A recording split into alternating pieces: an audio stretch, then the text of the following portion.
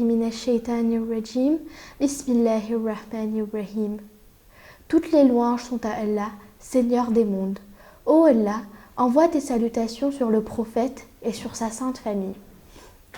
Azadaran et Bibi Rubab, assalamu alaikum wa rahmatullahi wa barakatuh. Aujourd'hui, nous allons parler de Bibi Rubab. Elle était l'épouse de l'imam Hussein alayhi salam et la mère de Bibi Sakina ainsi que de Janabé Ali Asghar alayhi salam. Elle était issue d'une famille chrétienne et son père s'appelait Umratul Qais.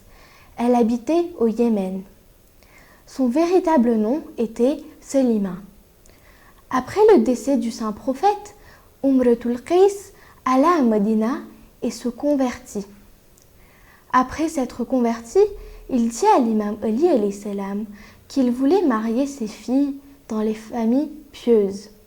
L'imam Ali alayhi salam proposa alors de marier sa fille Salima à son fils Hussein. Rubab signifie bénédiction. On dit qu'elle était instruite et qu'elle avait le sens de l'humour et qu'elle gérait son foyer brillamment. Les gens de Medina disaient à leurs filles de s'inspirer d'elle et d'apprendre Rubab car c'était l'exemple parfait. L'imam Hussein alayhi salam portait un amour profond à Bibi Rubab et avait composé une très belle poésie en son honneur ainsi qu'en l'honneur de leur fille Sekina. Il avait dit « J'aime la demeure dans laquelle vivent Sekina et Rubab. Je les aime profondément et suis prêt à leur offrir tous mes biens. » Elle accompagna l'imam Hussein pour son voyage vers Kerbala et amena sa fille Sekina, qui n'était âgée que de 3 ans, ainsi que son bébé Ali Asghar, qui venait tout juste de naître. À Kerbala, quand l'imam demanda à Rubab de lui donner Janabé Ali Asghar pour qu'il l'emmène et demande de l'eau aux ennemis, elle lui demanda si elle pouvait d'abord passer quelques instants avec le bébé. L'imam accepta et Rubab emmena Ali Asghar dans la tente. Elle lui dit alors « Oh Ali Asghar, Qasim et Ali Akbar étaient plus grands que toi et ils ont sacrifié leur vie pour protéger l'imam. Oh Ali Asghar, toi, tu es petit, mais j'aimerais que tu fasses attention à ce qu'en ta présence, ton père et imam ne soient pas blessés. » Tel était le conseil de la jeune maman pour son bébé de 6 mois qui buvait encore de son lait. L'imam emmena le bébé au champ de bataille et il reçut une flèche dans le cou au lieu de recevoir de l'eau. Lorsque l'imam ramena le bébé qui avait reçu une flèche, on dit que Rubab était restée forte et n'avait versé aucune larme pour que l'imam de son temps ne souffre pas en voyant sa tristesse.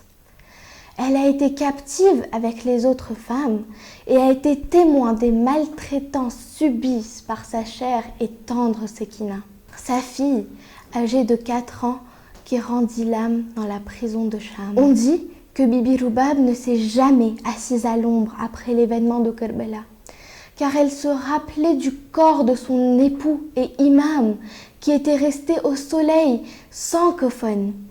Elle se lamenta sans cesse sur son défunt mari jusqu'à ce que ses yeux ne puissent plus produire de larmes. Elle avait composé de nombreuses élégies pour commémorer le martyre et la mémoire de son mari. Voici l'une d'entre elles. Lui, qui était un luminaire, et tous tiraient avantage de ce luminaire. Il fut assassiné à Kerbala sans même qu'on l'enterre. Le petit-fils du prophète, que Dieu vous accorde la meilleure des récompenses et qu'il vous épargne les balances, car vous étiez pour moi comme une montagne, vous étiez un refuge sûr dont le sommet était difficile à atteindre, et vous étiez avec nous une sûreté dans la foi et un gentil compagnon dans la famille. Maintenant, qui portera secours aux nécessiteux et à l'orphelin? Qui sera le refuge pour tous ces pauvres? Par Dieu, je ne me marierai avec un autre jusqu'à ce que je disparaisse dans la terre et la boue. Nous ne pouvons pas comprendre la souffrance endurée par Bibi Rubab à Kerbala. Elle avait vu son bébé assoiffé être tué. Elle avait vu son mari et son imam être décapités. Elle avait vu sa petite fille Sekina maltraitée jusqu'à en mourir. J'aimerais terminer ce dors en vous parlant de Bibi Fatima bint Hassan.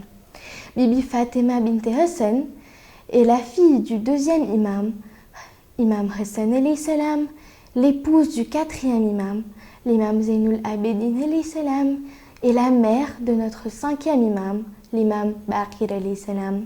Notre sixième imam a dit à son sujet: il n'y a pas de personne véridique semblable à ma grand-mère Fatima dans la descendance de l'imam Hassan. Elle était présente à Karbala avec l'imam Sajjad et leur fils Mohammed Baqir, qui n'était âgé que de 5 ans. Elle a fait preuve d'une grande patience et on dit qu'elle parlait très peu. Elle a vu ses oncles, frères, cousins mourir. Elle a vu son époux malade et menacé de mort à maintes et maintes reprises. Elle a vu son époux enchaîné de la tête aux pieds. Elle a vu son enfant souffrir et assoiffé pendant le voyage vers Cham et Koufa. Nous avons donc aujourd'hui parlé des sacrifices grandioses que ces deux jeunes femmes ont donnés à Karbala. Invoquant ensemble le Très-Haut pour que nous prenions exemple de ces nobles dames et fassions d'elles nos modèles et inspirations. Avant de vous quitter, je vous présente la question du jour. Quelle était cette fille présente à Karbala dont le prénom signifiait tranquillité? Vous avez jusqu'à demain soir, 18h de Madagascar, pour écrire votre réponse en commentaire sous cette vidéo sur la page Instagram de Baboul Hidayet. Sur ce, je vous dis à demain, Inch'Allah. Wassalamu alaikum wa rahmatullahi wa barakatuh.